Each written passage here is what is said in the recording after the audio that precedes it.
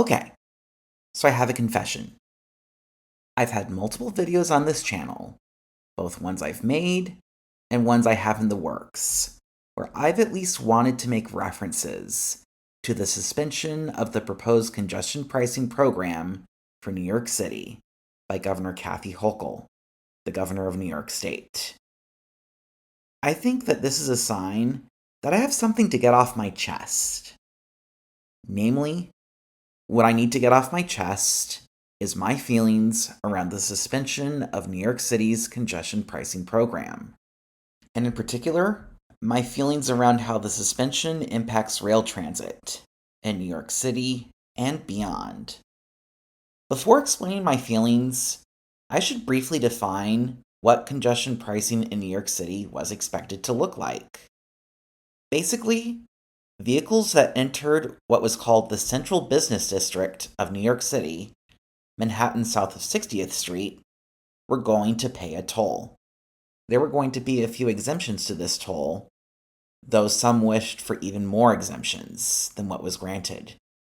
This toll was dubbed as congestion pricing by both supporters and critics.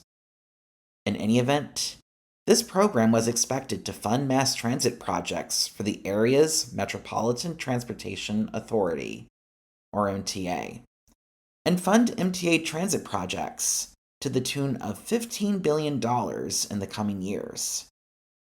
Oh, and speaking of feelings, these feelings, by the way, are mine and mine alone. I add this disclaimer because my day job is working in New York City government. And because that is my day job, I think it's super important to add that disclaimer.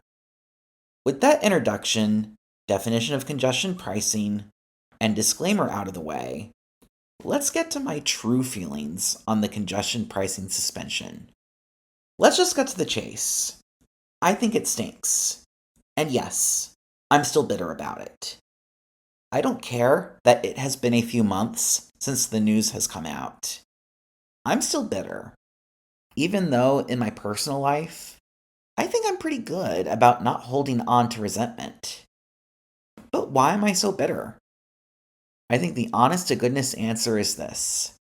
Congestion pricing, while not perfect, was going to bring funding that would help massively improve rail transit in the New York City area. And now, with congestion pricing suspended and no indication of when or if it will be unsuspended, our rail transit will be worse off for it. Some of the proposed improvements now in peril are under the radar things that are nevertheless important. Things like fan plant repairs, which are important because fan plants provide critical ventilation in and out of tunnels in the event of an accident. Things like pump room upgrades, which are necessary to keep subways from flooding. I guess this means that if we get flooding on a subway line due to a pump room that would have been upgraded with congestion pricing funding, I guess this means that we could then call it Hochul's flood? In any event, some of the improvements in question, due to Hochul's suspension, are not so under the radar.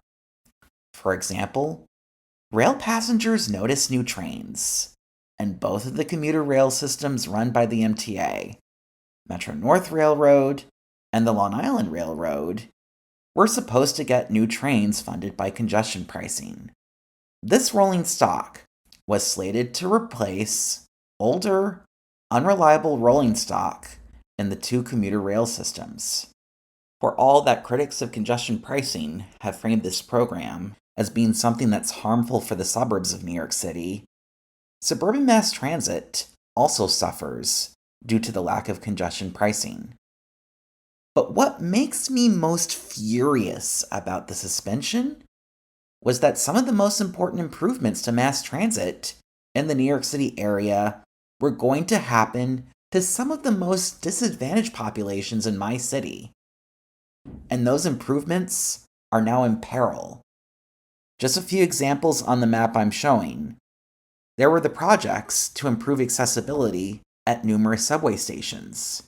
projects that would have been funded by congestion pricing, improvements that are needed because the New York City subway is so bad at accessibility, it had to reach a lawsuit settlement over it. Oh, and speaking of the settlement, I've heard that there's some clause in the settlement letting the MTA somewhat off the hook for their end of the deal, building ADA accessible infrastructure at a faster rate if they encounter financial hardship. And I don't know what others think, but a governor up in Albany taking away a program that would have provided $15 billion in funding sounds like financial hardship to me. In other words, if Hochul never unpauses congestion pricing, people with disabilities can thank Governor Hochul for their lack of elevators. Hopefully, disability rights advocates will remember this the next time Governor Hochul does disability rights virtue signaling on social media. And that will probably happen. It's just a matter of when. My guess is that'll happen because of something related to Disability Pride Month next July. But people with disabilities aren't the only disadvantaged population that stands to lose from congestion pricing being in peril. East Harlem, one of the least affluent neighborhoods in New York City, was set to benefit from an extension of the 2nd Avenue subway line. Congestion pricing was going to fund that. But now, there is no congestion pricing. Governor Hochul announced $54 million in funding to allow for construction to continue on this line, but that's nowhere near enough money to finish building this extension. And then there's communications-based train control, or CBTC, along the Fulton Street line in Brooklyn, that would have been funded by congestion pricing and would have made service along that line more reliable. As to how that's the case, CBTC is known for being more reliable, less prone to failure, and more likely to allow for more frequent train service than other types of signaling systems that could be used. These upgrades would have had an impact on neighborhoods such as Bedford-Stuyvesant and East New York. Not exactly the most affluent of neighborhoods in New York. Now, I acknowledge that there are some policies where there are winners and losers. Congestion pricing was going to have winners and losers as well. But I'm going to be blunt here. The worst policies are ones where those who lose the most from said policies are those who can afford to lose the least. Those on the margins. Suspending congestion pricing impacts groups of people on the margins, as evidenced by what I have talked about here. Therefore, suspending congestion pricing indefinitely is bad policy. But it's not just that congestion pricing is suspended indefinitely. It's that it is suspended indefinitely without a plan already in place to raise the $15 billion in revenue that congestion pricing was expected to raise. I would not be so mad if there were another way to raise that money already in place. But alas, there isn't another way. In fact, I wonder if Governor Hochul even has a concept of a plan to fill in that $15 billion gap, much like former President Donald Trump has a concept of a plan for healthcare in the United States. If not, mass transit in the New York City area is worse off for the lack of a plan for funding, or even the lack of a concept of a plan for funding. If you have any thoughts on the suspension of congestion pricing, please leave a comment in the comment section below. Also, make sure to leave a like and subscribe to my channel.